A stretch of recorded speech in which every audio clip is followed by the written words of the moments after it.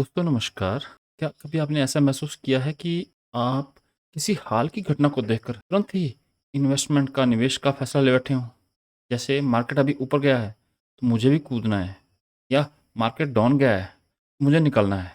अगर ऐसा है तो यकीन मानिए आप अकेले नहीं हैं, सभी ऐसा ही करते हैं।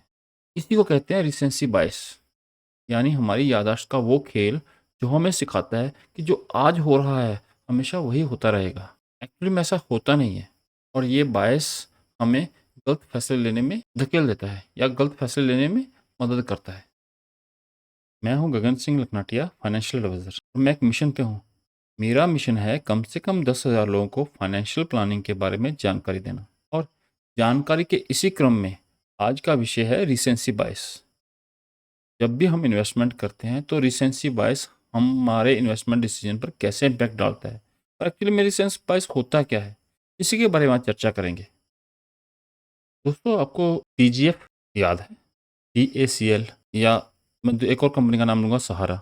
उस समय लाखों लोगों ने सहारा और टीएसीएल में इन्वेस्टमेंट इसलिए किया कि उस समय सबको अच्छे रिटर्न्स मिल रहे थे। सारे लोग आस-पास देख रहे थे कि दूसरे को अच्छा रिटर्न मिल रहा है, उसको अच्छा रिटर्न मिल रहा है, तो मैं क्यों ना करूँ? और लोग ऐसा सोच रहे थे, हमेशा ऐसा ही होगा। लेकिन हुआ क्या? कुछ समय के बाद रियलिटी निकली, सच सामने आया, तो बहुत से लोगों की लाइफ टाइम की बचत डूब गई। यानी हाल के छोटे से एक्सपीरियंस ने, जिसमें लोगों को अच्छी रिटर्न मिल रही थी, लोगों को बिना सोचे समझे भीड़ के पीछे चलने के लिए मजबूर कर दिया। इसी से उनकी फाइनेंशियल सिक्योरिटी, फाइनेंशियल सुरक्षा भंग हो गई। कुछ लोगों को सुसाइड तक करनी पड़ी। अभी पीजीएफ और सहारा को छोड़ते हैं, शेयर मार्केट की तरफ चलते हैं। लास्ट ईयर सितंबर तक डेली अखबारों में हेडलाइंस आ रहे थे, शेयर मार्केट ने एक नया रिकॉर्ड बनाया। टीवी पर एक्सपर्ट बोलते थे, मार्केट अब रुकेगा नहीं, चढ़ेगा ही चढ़ेगा। व्हाट्सएप ग्रुप में दोस्त कहते हैं, भाई ये गोल्डन टाइम है, लगा लो, अभी इन्वेस्ट करो, पैसा कमाने का समय है। तो ऐसे माहौल में आम इन्वेस्टर क्या सोचता है, मेरे और आप जैसा इन्वेस्टर क्या सोचता है? यार मैं पीछे रह गया, मौका हाथ से निकल जाएगा, सब कमा रहे हैं, मैं क्यों नहीं? यानी रिसेंसी बायस आपके मन में आ गया। आपकी तेजी को देखकर लगता है कि ये हमेशा चलती रहेगी। लोग जल्दी जल्दी पैसा लगाना शुरू कर देते हैं, सोचते नहीं जिस फंड में वो पैसा लगा रहे हैं उसकी वैल्यूएशन क्या है, या वो जो पैसा इन्वेस्ट कर रहे हैं उस इन्वेस्टमेंट की ज़रूरत भी क्या है। कोई गोल नहीं, कोई कुछ नहीं, जस्ट आसपास का माहौल बना, रिसेंसी बायस में, टीवी में, न्यूज़ में पढ़ा, मैंने पैसा लगाना शुरू कर दिया। क्यों? दो कारण हैं। एक है ग्रीड, लालच, मुझे ज़्यादा से ज़्यादा मिले। दूसरा FOMO, fear of missing out, यानी मैं पीछे रह जाऊँगा। और ये दोनों चीज़ें मिलाकर इन्वेस्टर को अंधा कर देती हैं। लेकिन जैसे ही मार्केट में करेक्शन होता है, एग्ज़ाम्पल 5 से लेके 7% मार्केट डाउन होती है, लोग पैनिक हो जाते हैं, पोर्टफोलियो लाल हो जाते हैं। वही इन्वेस्टर जिसने कल दोस्तों को कहा था कि मार्केट हमेशा ऊपर जाएगी, आज वो पैनिक में आकर बेचने लगता है। क्यों? क्योंकि उसे लगता है कि आज मार्केट गिर रहा है, अब ये गिरना अब रुकेगा नहीं, गिरता रहेगा। यही है रिसेंसी बायस की असली मार। कल की तेजी को देखकर उम्मीदें बढ़ गई, आज की गिरावट को देख के उम्मीदें टूट गई। और इसी चक्कर में इन्वेस्टर अपनी लॉन्ग टर्म प्लानिंग भूलकर शॉर्ट टर्म इमोशंस के शिकार हो जाते हैं और अपना पैसा गंवा देते हैं। दोस्तों एक्चुअली में सिर्फ पैसे का खेल नहीं है या नंबर का खेल नहीं है, ये खेल है सपनों का। वो सपने जो हमने अपने परिवार के लिए देखे थे, खुद के लिए देखे थे।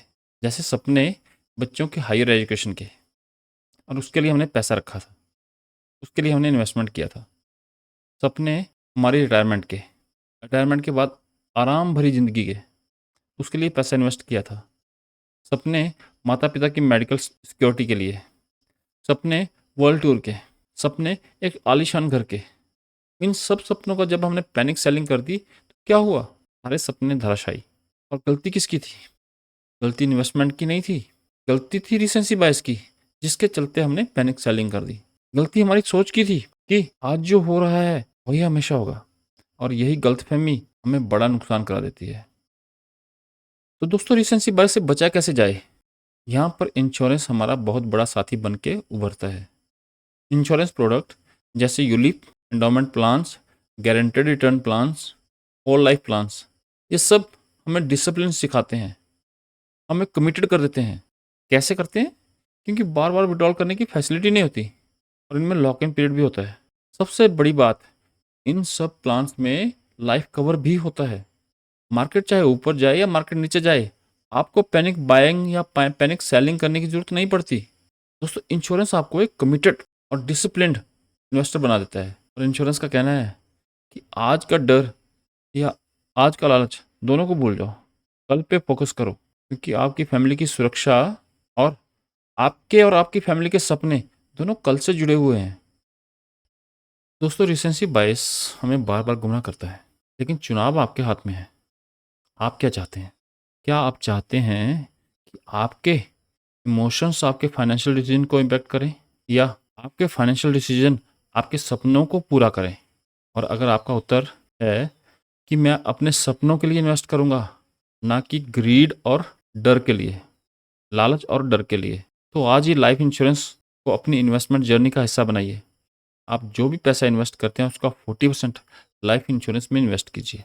मैं गगन सिंह लखनाटी आपके साथ खड़ा हूँ, आपके इमोशंस को समझने के लिए और आपके फाइनेंशियल गोल को अचीव करने में आपकी हेल्प करने के लिए।